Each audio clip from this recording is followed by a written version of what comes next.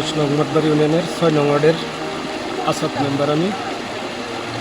পোড়াবাড়ি হইতে রাগামারা road, main road, এখানে জলাবদ্ধতার কারণে পানি জমার কারণে মেন রাস্তা ভেঙে এই দেখেন পরিস্থিতি আরও ভয়াবহ ছিল। পানি কিছু কমাতে এখন মানুষ চলাফেরা করতে পারতেছে, সারাদিন মানুষ চলাফেরা করতে পারে নাই, গাড়ি ঘোড়া চলতে পারে নাই। হ্যাঁ, এটা আমি বরিশাল উপজেলা নির্বাহী কর্মকর্তা আমাদের ইউনো স্যার শরণাপন্ন হচ্ছি আঙ্গুর টিভির মাধ্যমে। বিষয়টা আপনার নজরে নেবেন এবং আমাদের প্রশাসক সাহেবকে বলবেন এটার একটা ব্যবস্থা নেওয়ার জন্য।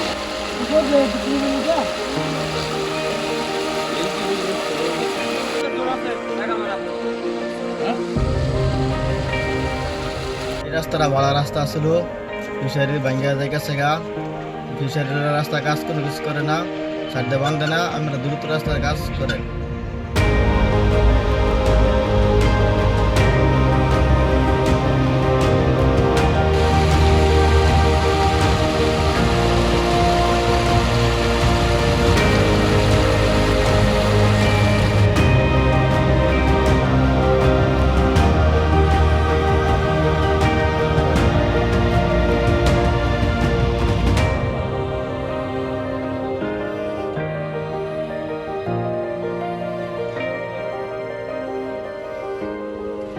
আমি ওমর ফারুক। আমি ত্রিশাল থেকে আসার পথে বাজার নিয়ে এখানে দেখলাম যে রাস্তাটা ভেঙে গেছে, ভেঙে চলাচলের অনুপযোগী হয়ে পড়ছে।